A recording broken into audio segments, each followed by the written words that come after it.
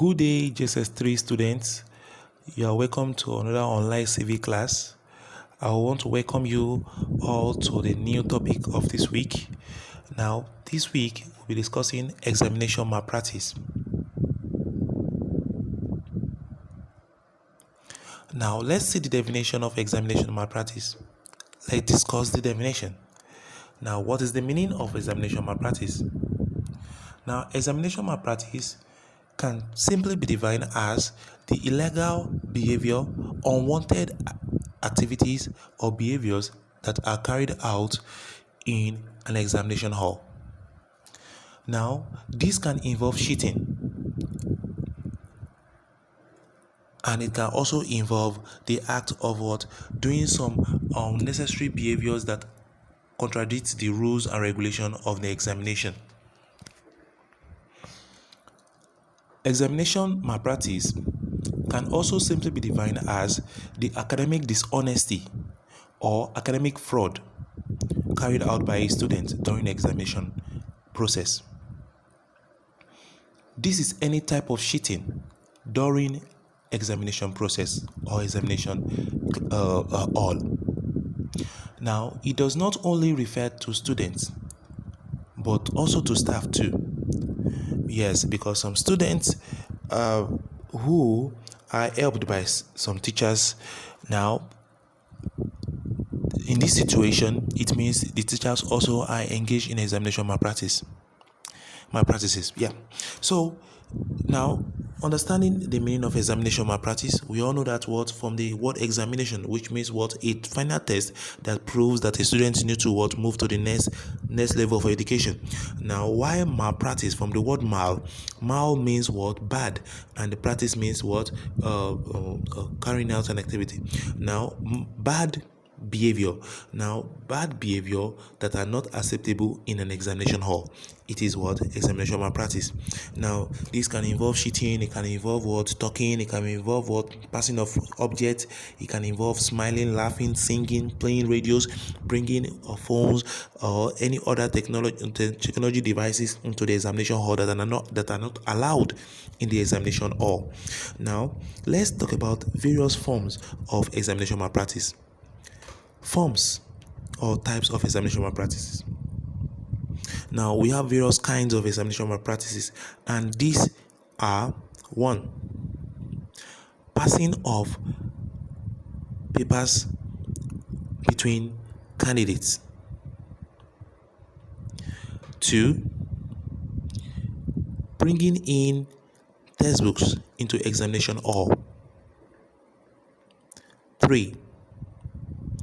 Copying from the next candidate beside you, in front of you, or anywhere around you. 5. Talking while writing an examination paper.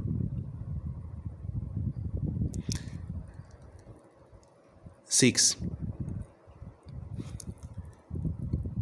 Trying to bribe an invigilator to allow you to get information or answers to the questions of your papers. Now, we have various forms of examination malpractices, but the few ones I can give are the ones right now because of time and because of time really. Now, let's talk about the causes of examination malpractice in Nigeria. Now, the causes of examination malpractice.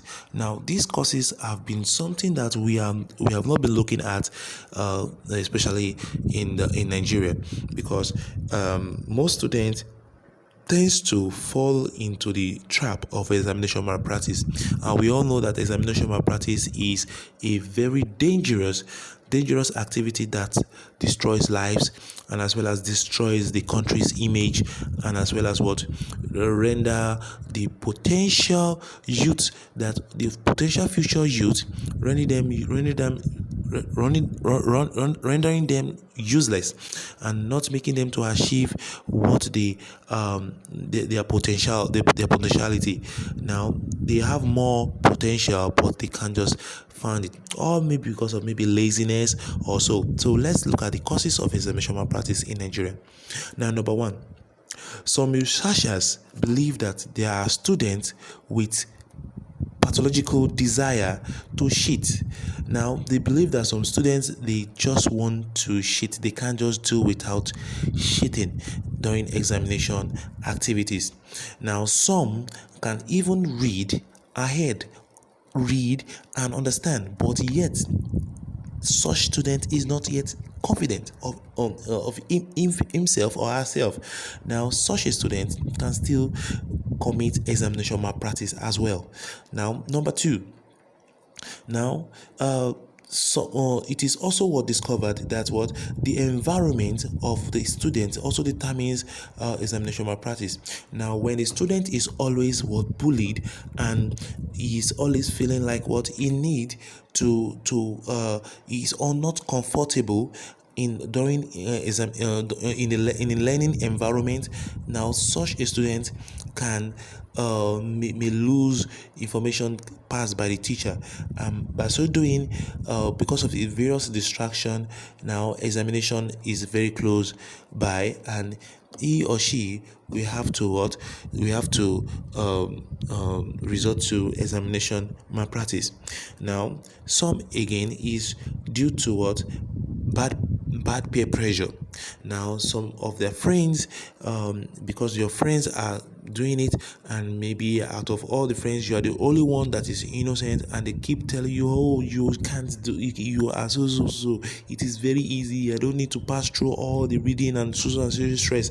Now, before you know it, if you have bad friends, they may pressurize you, and you will fall into the trap of examination malpractice by also engaging along with them in the examination malpractice. Now, some other conditions again, other causes as well, is the student may be involved in various extracurricular activities. Now, these extracurricular activities may make students, when it's too much, now it may take his time or her time, not making him or her to have more time to study, and by so doing she may resort to examination malpractice because of there's no much time to read, to study. The period when he or she ought to be studying like other students, she has been engaging in some social activities like clubbing, like party going, involving in some other even curricular activities during the school hours, not focusing or trying to balance the scale between extracurricular activities and his or her studies. Now, another causes of examination malpractice in Nigeria is improper invigilation of examination halls. Now, many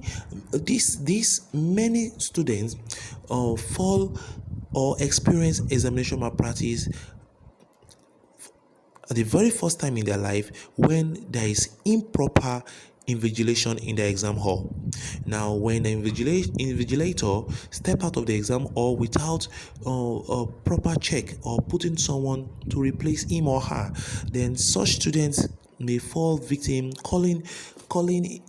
being called by students or his friends, her friends, and he or she too may see it as a normal thing, and before you know it, the person starts having the culture of examination malpractice.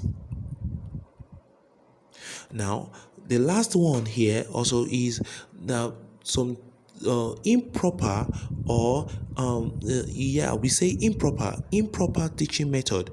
Now, if the schools in Nigeria are using improper teaching methods where the students don't understand these methods and they find it difficult to understand the teaching, the students may tends to want to commit examination malpractice because it tends not to understand what is going on. It tends to understand what is being taught in exam in the class. Now, during the exam, she need to pass, so she will get himself or herself involved in examination malpractice. Now, understanding this, now let's go to the effect of examination malpractice. to our society and to our individual. Now, examination malpractice, as we all know, has many effects on the students, the teachers, the educational institutions, and as well as what our educational system as a whole in the country. Now, number one effect is the diploma receiving, as we have in our e-note. Now, the school certificate is an important document on the labor market. But Nigerian employers now who make use of the certificate as a proof of students' knowledge and ability may find it difficult to determine which student is qualified for the job or not. Now, because the students that some students that have been interviewed tends not to even understand what they are even being half of what they are being even taught in schools. Now, this reduces the quality of diploma certification, or rather, when I say diploma, I mean what certificate. Now, number two, due to high rate of examination malpractice, employers cannot rely on certificate, just like what we said in number one. Now, they can't rely on the certificate to tell them who deserves the job and who does not. That's why a lot of them are to pay new graduates the salary they deserve, because they don't believe in their skills. Now, number three, examination malpractice creates problems for teachers. Yes, it affects the way faculty, also department, even the school is being viewed. Now, teachers won't be able to understand how to focus on the students' weaknesses. Now, number four, examination malpractice in Nigeria can also have a negative impact on the reputation of the institutions. Institutions affected by scandals associated with deception may become less attractive to potential sponsors. Now, this makes the institution to be viewed as a low grade institution. Now, number five, it definitely makes an unworthy and unqualified student. Now, examination malpractice will definitely produce an unqualified graduate, unbaked or half-baked graduates that don't have to be graduates. Number six, if not quickly controlled, it may create a bad image of such society or country, community, where it is rampant. Now, people are seeing that kind of country like, the students, the youth from this country, they tend not to have any idea of what they claim they are. Now, so that's it. So let's talk about solutions. Now, the solutions for examination malpractice in Nigeria. Now, the number one solution on our list is that students should be sensitized. They should be advised, told, sensitized about danger of examination malpractice. It's very dangerous. Now, it's dangerous to your life, because it makes you to be lazy and it reduces your academic potentials. Now, number two, examination institutions, or rather educational institutions, should ensure proper teaching methods and enough learning materials should be provided to ease and to enhance learning. Number three solution, during examinations, proper investigation and invigilation should be provided. Now, students should be well invigilated during examination, and after the papers has been written, investigations need to be done in order to understand and to know those that have committed examination malpractices. Now, this prevents students from committing such act. Number 4, if any student should commit examination malpractices, it tends to be, I would tend to say it is advisable to disqualify them from taking such exam. Now, this punishment will serve as a deterrent to others and he himself or herself. Number 5, when a student is caught, he or she's mark should be reduced in order for him or her to have a low mark. Number 6, in order to be strict in the prevention, monetary fines should be exercised, just like how it is done in Oxford University, where a fine of £100 is imposed on fraudulent students. Number 7, most researchers agree that in order to combat student fraud during examinations, a set of measures, both administrative and educational, is needed to increase interest in learning. Students' interest in learning need to be improved, need to be considered. Because when a student is interested in learning, such students will want to learn. Number 8, parents should be watchful of their children and their friends, as the children's friends, and ensure they read and attempt their homeworks. Now, with these solutions, I believe examination malpractice can be curbed in Nigeria. So thank you so much, everybody. I wish you a blessed day.